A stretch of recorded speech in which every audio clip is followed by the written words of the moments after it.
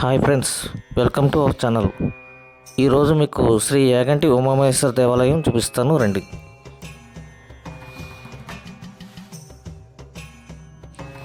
శ్రీ యాగంటి ఉమామహేశ్వర దేవాలయం లేదా యాగంటి ఒక ప్రసిద్ధ శైవ క్షేత్రం. భారతదేశంలో ఆంధ్రప్రదేశ్ రాష్ట్రంలోని నంద్యాల జిల్లాలో శ్రీ శ్రీ బ్రహ్మంగారు నివసించిన బనగానపల్లి పట్టణానికి సమీపంలో ఉన్న పుణ్యక్షేత్రమే యాగంటి. ఈ దేవాలయం వైష్ణవ సంప్రదాయంలో నిర్మించబడింది. ఆహ్లాదకరమైన ప్రకృతి సౌందర్యంతో పరవశింపచేసే పుణ్యక్షేత్రాల్లో యాగంటి ఒకటి. ఇక్కడ ప్రతిష్ఠించిన నంది విగ్రహం అంతకంతకు పెరుగుతూ ఉంటుంది. ప్రతి 20 సంవత్సరాలకు ఒక అంగుళం పెరుగుతుందని పురావస్తు శాఖ వారు ధృవీకరించారు. యాగంటి ఉమామహేశ్వర స్వామి ఆలయం బనగానపల్లి పట్టణానికి 14 కిలోమీటర్ల దూరంలో ఉన్న పాతపాడు అనే గ్రామం సమీపంలో నెలకొని ఉంది. అగస్త్య మహర్షి తపస్సు చేసిన గుహ, వీరబ్రహ్మేంద్ర స్వామి తపస్సు చేసిన గుహ వంటి పేర్లతో ఇక్కడ చారిత్రక పౌరాణిక గాథలు ముడిపడి ఉన్నాయి. యాగంటి ఆలయంలోని నంది విగ్రహానికి యాగంటి బసవన్న అని పేరు.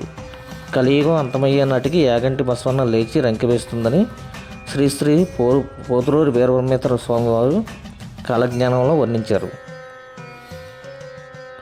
శ్రీ అగస్త్య మహర్షి శాపం వల్ల ఈ గ్రామంలో కాకులు ఉండవని ప్రతీతి.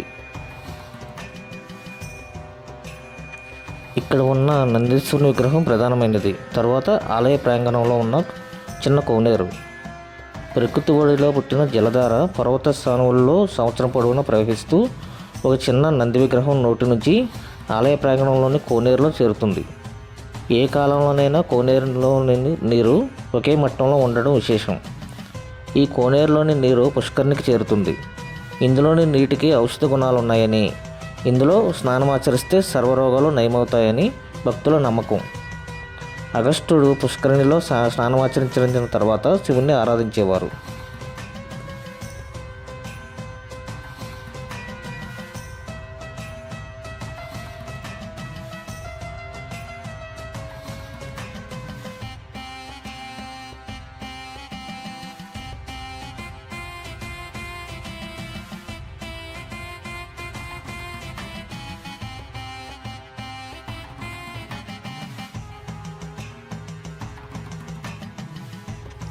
యాగంటిలో సహజసిద్ధంగా ఏర్పడిన కొండ గుహలు మనల్ని ఆశ్చర్యచకితులను చేస్తాయి.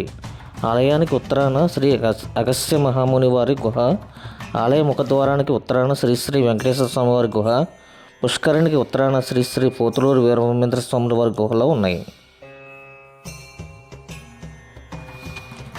ప్రధాన గోపురం 5 అంతస్తులు కలిగి ఉంది. దీన్ని దాటగానే రంగమండపం, ముఖమండపం, అంతరాలు ఉన్నాయి. గర్భాలయంలో లింగరూపంపై ఉమామహేశ్వరుల రూపాలు కూడా ఉన్నాయి. పుష్కరిణి నుండి ఆలయానికి వెళ్ళడానికి సోపాన మార్గం ఉంది.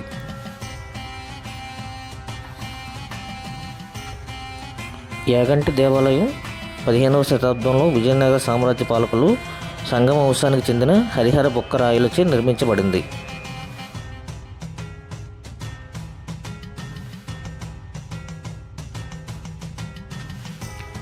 స్థల పురాణానికి చెందిన ఒక కథ. ఆలయ ప్రాంగణంలో ఉన్న ఒక గుహలో తపస్సు చేసిన శ్రీ అగస్త్య మునీశ్వరుడు ఇక్కడ శ్రీ వెంకటేశ్వర స్వామి వారికి ఆలయం నిర్మించాలని తలపెట్టారు. కానీ ప్రతిష్ఠించదలచిన విగ్రహం కాలి బటన్వేలు గోరు విరగడం వల్ల స్వామివారిని ప్రతిష్ఠించలేదు. నిరాశకు లోనైన మునీశ్వరులు శివుని కొరకు తపస్సు చేశారు. పరమేశ్వరుడు ప్రత్యక్షమై స్థలం కైలాసాన్ని పోలి ఉన్నందున శివుని ప్రతిష్ఠించమని చెబుతాడు. అప్పుడు మునీంద్రుడు ఒకే శిలపై పార్వతీ సమేతుడై ఉమామహేశ్వరుడుగా భక్తులకు దర్శనం ఇవ్వాలని శివుడు కోరతాడు.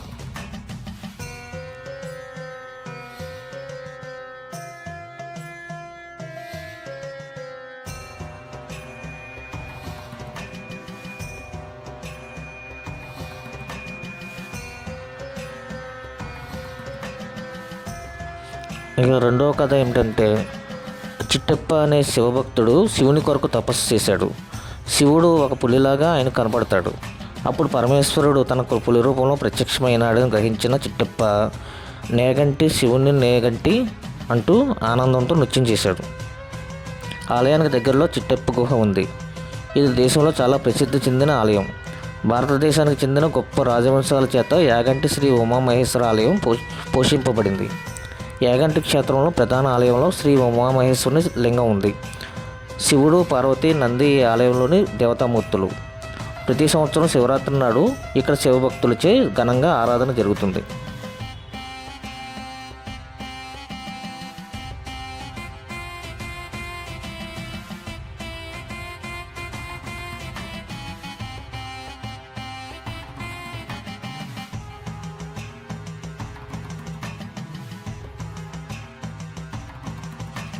యాగంటి క్షేత్రానికి చేరు మార్గం.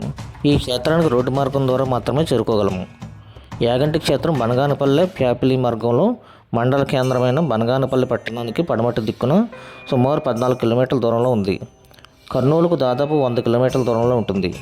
కర్నూలు, బనగానపల్లి, నంద్యాల నుండి యాగంటి క్షేత్రానికి బస్సు సౌకర్యం ఉంది.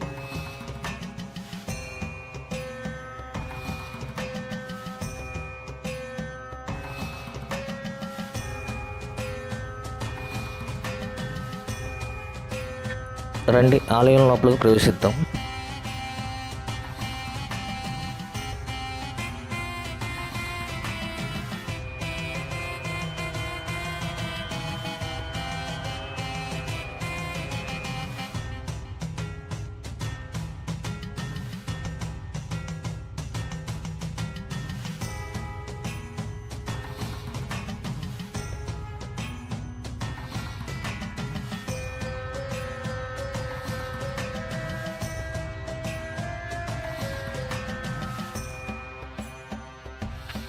ఇక్కడి ముఖమంటపంలో స్వయంభూగా వెలిసిన బసవన్న విగ్రహంలో జీవకళ ఉట్టిపడుతూ ఉంటుంది. దానిని చూడగానే లేచి రెంకి వేయడానికి సిద్ధంగా ఉందేమోనని అనిపిస్తుంది.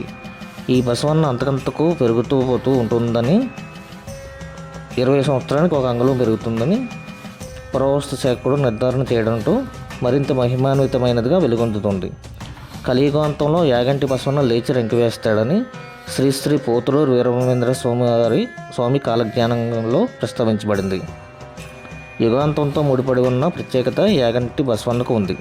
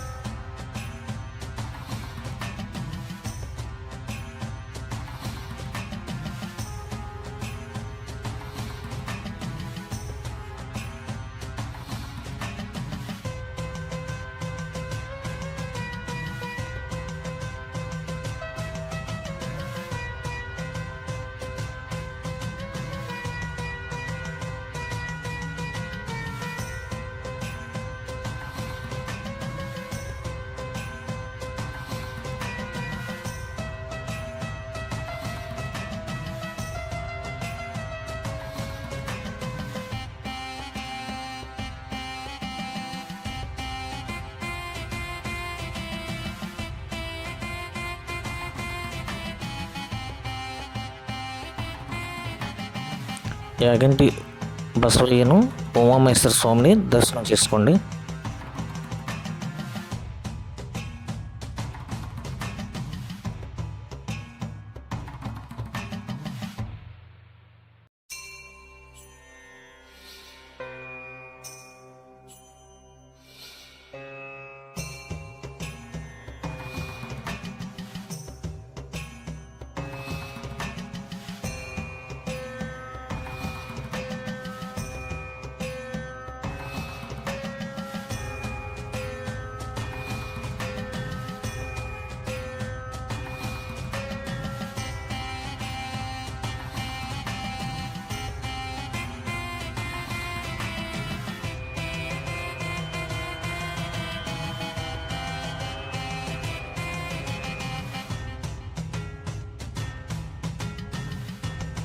ఉమామహేశ్వరుని దర్శనం చేసుకున్న తర్వాత పక్కకి వస్తే కనుక పక్కన సుబ్రహ్మణ్య స్వామి ఆలయం ఉంటుంది.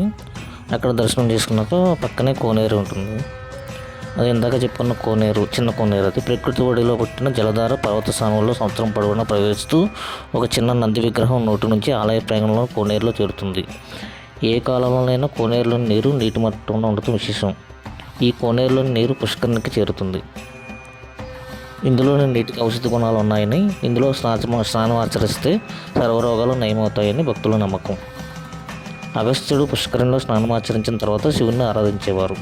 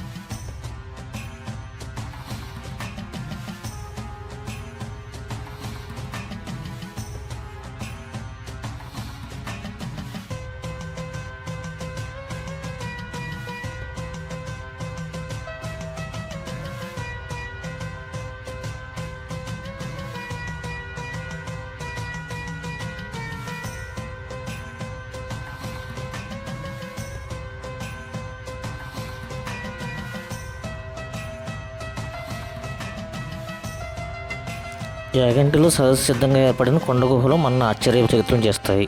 ఆలయానికి ఉత్తరాన శ్రీ అగస్త్య మహాముని వారి గుహ, ఆలయ ముఖద్వారానికి ఉత్తరాన శ్రీ వెంకటేశ్వర స్వామివారి గుహ, పుష్కరిణికి ఉత్తరాన శ్రీ పోతులూరు వీరబ్రహ్మేంద్ర స్వామివారి గుహలు ఉన్నాయి. అగస్త్య మహాముని వారి గుహలో అగస్త్య మహాముని వారు తపస్సు చేసినట్లు చెప్తారు. ఈ గుహలోకి వెళ్ళడానికి 120 మెట్లు ఉంటాయి. ఈ గుహలో ప్రకృతి సిద్ధంగా ఏర్పడిన శివలింగం, ఆదిశేషుని ఆకారాలు పడమటి వైపు కనిపిస్తాయి. ఇక్కడ నుండి ఇతర గుహలకు, పలు పుణ్యక్షేత్రాలకు సొరంగ మార్గాలు ఉన్నట్లు చెప్తారు. శ్రీ వెంకటేశ్వర స్వామివారి గుహలో శ్రీ వెంకటేశ్వర స్వామివారి విగ్రహం మొలిచే సమయంలో కాలి బటంజోలు గోరు విరిగింది. ఈ విధమైన అసంపూర్ణ విగ్రహం పూజలు అందుకోకూడదు. అందువల్ల ఈ విగ్రహాన్ని గుహలో అగస్త్య మహర్షి ప్రతిష్ఠించారు. ఈ విగ్రహం తిరుమల శ్రీ వెంకటేశ్వర స్వామి వారి ఆలయం నిర్మాణానికి ముందే ప్రతిష్ఠింపబడింది. శ్రీ పోతులూరు వీరబ్రహ్మేంద్ర స్వామి వారు తన కాలజ్ఞానంలో ఈ స్థలం తిరుపతికి ప్రత్యామ్నాయంగా మారుతుందని రాశారని చెప్తారు. ఈ గుహలోకి వెళ్ళడానికి మెట్లు కొంత సౌకర్యంగా ఉంటాయి. చూశారు కదా, యాగంటి బసవయ్యను, యాగంటి ఉమామహేశ్వర దేవాలయం. ఇలాంటి దేవాలయ సందర్శన కోసం నా యూట్యూబ్ ఛానల్ సబ్స్క్రైబ్ చేయండి, లైక్ చేయండి, షేర్ చేయండి, కామెంట్ చేయండి. ధన్యవాదములు.